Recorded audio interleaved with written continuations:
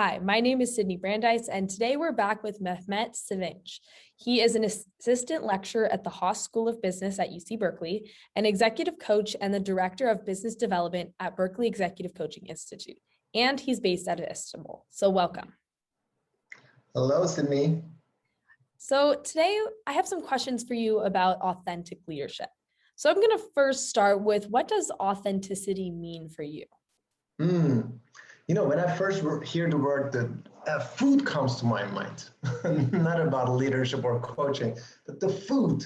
Is it authentic food? I used to live in the Bay Area. Now I live in Istanbul and travel to the Bay Area. I actually not traveling at the moment due to the pandemic. But when I hear authentic, is it real? Is it the real deal? Like, I used to live in San Francisco. Like I said, there's so many restaurants. And, I used to go to a lot of Turkish restaurants, and not all of them are authentic Turkish food. It's changed. It's a different food. And that's what's going on in many workplaces. Unfortunately, a lot of people we call them these corporate masks that they wear. And they try to look perfect. They try to be someone else, talk different, act different. It's just so tiring, because I was that person 8 years ago, before meeting Dr. Mark Rittenberg and the Berkeley team. It's tiring because you have to act different and wear that mask all day long, and then the only time you are removing that mask is when you feel safe with people like your family, for example, or your friends. I realized one thing over the years teaching this work, doing this work is, and I need to do a better job counting, but I think on average, I hear 300 to 400 stories a year in our workshops, like personal stories, moments that changed people, moments that affected people. They made a change, they made a choice.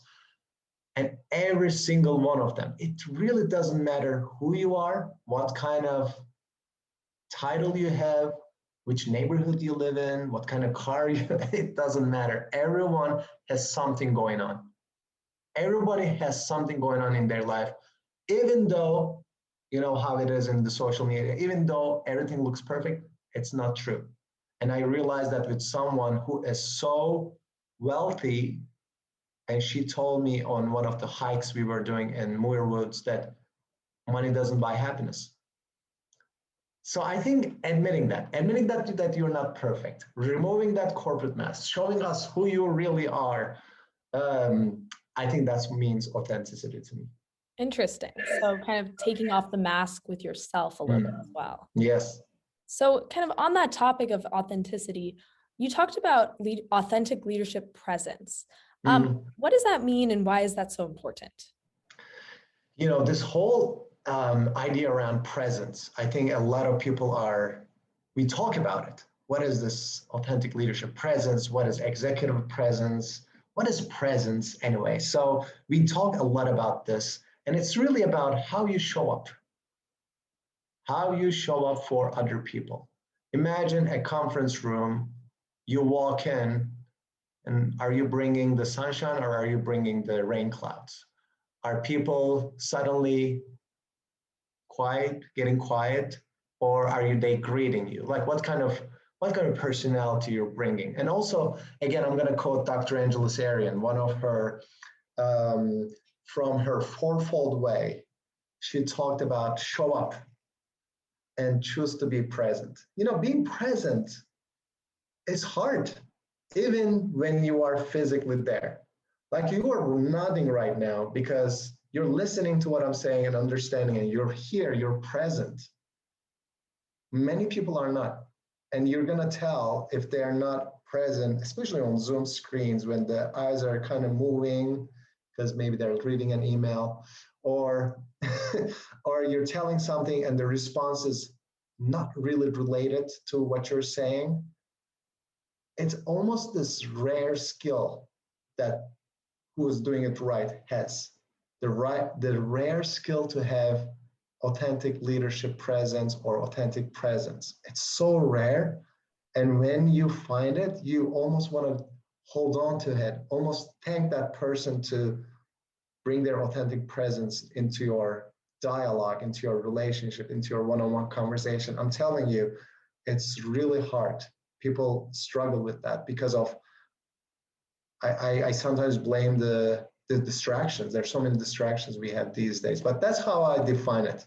Being in that moment, being there, truly paying attention to the other person. Interesting. So kind of making the other person feel important and heard. Beautiful, Awesome. beautiful, exactly, yes. So in terms of leadership, you want to make people feel important and heard. So how do you know if you're being an authentic leader? How do you know it? Oh, wow, I don't know. How do you know if you're being an authentic leader? If you are brave, you should ask people. And I say brave because that's something I struggle with. I still struggle with hearing feedback. Not the positive feedback. I can hear positive feedback all day long, but the constructive feedback. And I still struggle with it, even though we teach it. I think it goes back to how that feedback is given to. Sometimes it's just too harsh. When you hear, I'm going to quote our CEO, Dr. Not Dr. Doy Transparent, our CEO at the Berkeley Executive Coaching Institute. When somebody says, can I have a word with you? I'm going to be brutally honest with you. I'm like, oh no. And Doy does it perfectly. Like, why do you have to be brutally honest with me? Can't you just be honest with me? Like, why do you have to be brutal about it? Can you give me feedback in a way that I don't feel threatened, or I don't like my self-confidence goes dip so quickly? Can you actually give me some feedback while building my confidence? I think brave leaders should go and ask how they're doing on their authentic leadership style, but it can be really challenging for them to hear the answer. Interesting. Yeah, I think it's definitely very difficult to hear those things about yourself, but asking other people is a wonderful way. Mm. So, why do people respond to authentic leaders better? Obviously, like they want to be heard and listened to, but why authentic leaders? I have to tell you, I've been doing this for how long now? 8 years since had been a participant. It's really rare. It's a rare skill. It's a unique skill. So we work with this healthcare organization based in Salt Lake City, Utah. Their president is one of the most authentic people I've ever seen. Just a quick break.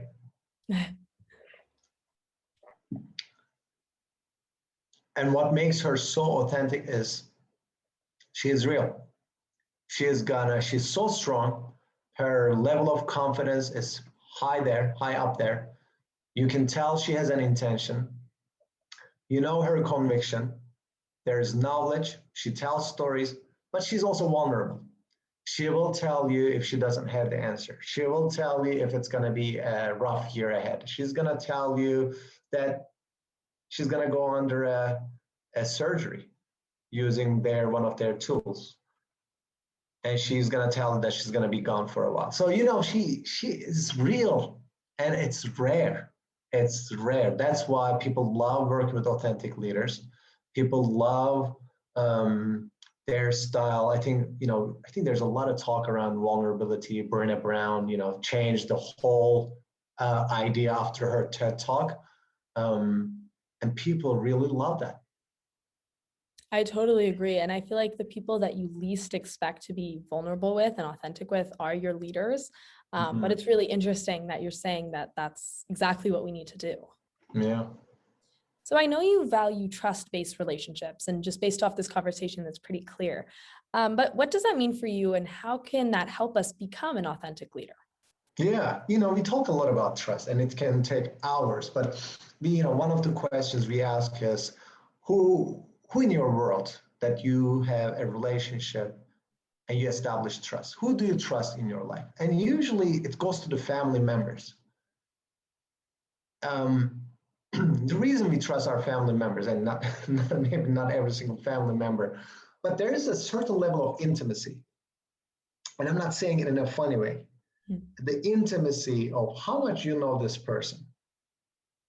And in family members, you think of your siblings or think of your childhood friends. You grew up together. That's why I feel like after a certain age, it's really hard to make those close friendships. If you think about your friendships from your elementary school, high school years, you spend so much time with these people and you trust them because you know them. So that's what we do sometimes. If we work with teams that are kind of like new, there's no culture of trust because there's no culture of relationships. There's no culture of human element. There's no culture of human connection. So we do some kind of trust building exercises to increase the level of intimacy between those groups.